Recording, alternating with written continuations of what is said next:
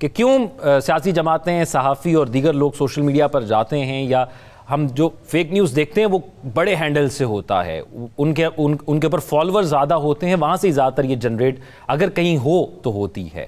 اور جیسے میں نے کہا کہ ریلائبل سورسز تو موجود ہیں، صحافی بھی موجود ہیں، سیاستدان بھی موجود ہیں۔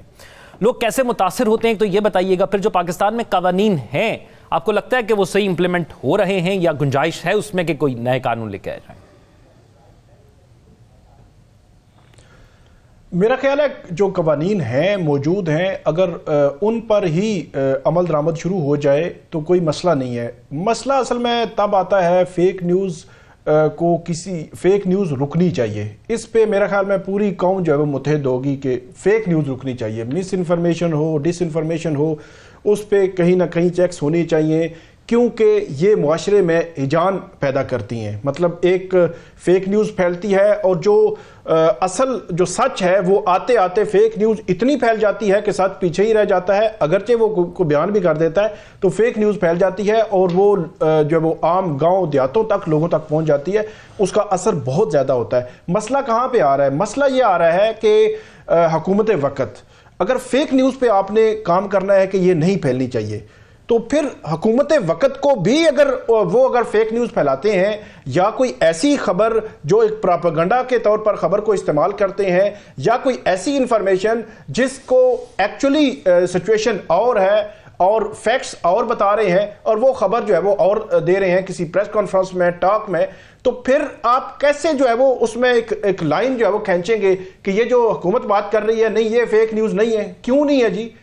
کیونکہ وہ حکومت میں ہے، کیونکہ ایف آئی اے ان کے انڈر ہے، کیونکہ جنہوں نے قانون کو امپلیمنٹ کرنا ہے ان کے انڈر ہے، تو ان کو کوئی پوچھنے والا نہیں۔ پھر یہ ہے کہ پھر معاشرہ آپ ایکویلٹی کی بنیاد پر اگر سب کو نہیں دیکھیں گے تو پھر ایشوز ہوں گے۔ مسئلہ فیک نیوز، ہم میں سے ہر بندہ یہ چاہتا ہے کہ یہ فیک نیوز رکنی چاہیے۔ اب ایک اور معاملہ ہے، جب آپ جو انفارمیشن کا فلو ہے، یہ جو چیز ہے، حکومت کو ایک تو لیجسلیشن کریں، پہلے بھی قانون سازی کافی ہے، اس کی بنیاد پر بھی کام ہو سکتا ہے، اور اس میں آپ نے غیر جانبداری سے کام کرنا ہے۔ آپ نے یہ تاثر نہیں دینا یہ کیونکہ میری مخالف پارٹی کا ہے تو اس کو ہم نے ضرور ٹارگٹ کرنا ہے، اور یہ کیونکہ ہماری اپنی پارٹی کا ہے یا ہمارا کارکن ہے اس کو کچھ نہیں کہنا۔ میں آپ کو ڈھیروں مثالیں دے سکتا ہوں جو مسلم لیگ نون بھی اور پی ٹی آئی بھی یا باقی پولیٹیکل پارٹیز بھی، ان کے لیڈرشپ بھی، ان کے کارکنان بھی، ایسی خبریں پوسٹ کی جاتی ہیں جو فیک نیوز کے زمرے میں آتی ہیں، لیکن ان کو ایک نظر سے نہیں دیکھا جاتا۔ اس وجہ سے پھر کہتے ہیں جی ٹھیک ہے، اس کے لیے قانون اگر اور ہے، میرے لیے اور ہے، تو میں کیوں مانوں، تو میں بھی جو ہے وہ جاری رکھوں گا۔ لوگ جو ہے وہ اسی طرح جاری رکھتے ہیں۔ تو اس لیے قانون کی عملداری، ایک آخری بات میں یہاں پہ کروں گا کہ ہمارے ہاں جو قانون ہے اس قسم کی اگر فیک نیوز میں ورلڈ وائڈ ایشوز ہیں فیک نیوز کے، مس انفارمیشن کے حوالے سے ان کو بھی چیلنجز ہیں ورلڈ کو، وہاں پر بڑے بڑے بھاری جرمانے کیے جاتے ہیں۔ ہمارے ہاں اس کو ایک کرمنل ایکٹ اس لحاظ سے بنایا جاتا ہے کہ ناقابل ضمانت جو ہے وہ آپ نے جرم بنا دیا ہے۔ آپ جو حد کے عزت کے جو قوانین ہیں میرے خیال میں اس کو بھی سٹرونگ بھی کرنا اور ان کو سپیڈی ٹرائل کرنا، یا جو یہ پیکا کے جو قوانین ہیں ان میں بھی سپیڈی ٹرائل کر کے آپ لوگوں کو بھاری جرمانے کریں، اور بھاری جرمانوں کے میرا خیال میں اثر بھی ہوگا، لیکن اس کو ایک کرمنل ایکٹ بنا کر پیش کرنا بھی یہ ایک الگ سے ایک بحث ہے کہ کیا کرمنل ایکٹ ہو سکتا ہے، کیونکہ ورلڈ وائڈ تو جرمانے ہوتے ہیں۔ آپ کے پاس لندن کی بہت ساری مثالیں موجود ہیں جو مطلب اس طرح کے معاملات جو ہے وہ چلتے رہے تو بالکل ایسے ہی ہے۔ ثاقب بشیر صاحب، اسلام آباد کے اندر یہ جو ذکر ہم کر رہے ہیں، یہاں پر جب بھی اس قسم کی کوئی بات یا اختلاف سامنے آتا ہے تو پھر یہ بھی زبان زد عام ہو جاتا ہے کہ بلاول صاحب وزیر اعظم بننے جا رہے ہیں، تو کیا اس دفعہ بھی اسی طرح کی افواہیں یا خبریں سننے کو مل رہی ہیں؟ کیونکہ ایک جو مین مدعا تھا جس کی وجہ سے یہ تمام پارٹیز اکٹھی ہوئی اور یہ گورنمنٹ بنی، وہ اکنامیکل تھا، کہ اکانومی کے حوالے سے پاکستان بہت ایسی سچویشن پر موجود ہے جس کی وجہ سے سیاست بھلا کر یہ لوگ کہتے ہیں کہ ہم نے ملک کو ترجیح دی۔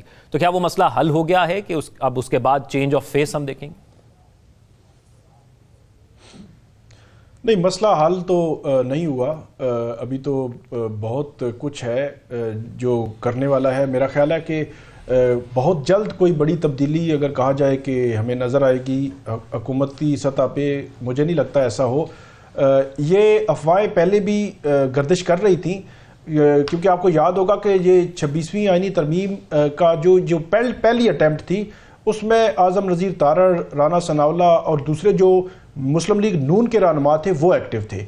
جب وہ اٹیمپٹ فیل ہو گئی اور اس کے بعد دوسری اٹیمپٹ لی گئی تو اس میں پھر 14 سپٹمبر سے لے کر 21 اکتوبر تک بلاول بھٹو زرداری ایکٹیو نظر آئے، فرنٹ فٹ پہ وہ نظر آئے. وہ ایک سے دوسرے سے تیسرے رہنما، وزیر اعظم سے، مولانا سے ملاقات، صبح دوپہر شام ملاقاتیں کر رہے تھے، مسودے جو ہے وہ ایکسچینج ہو رہے تھے.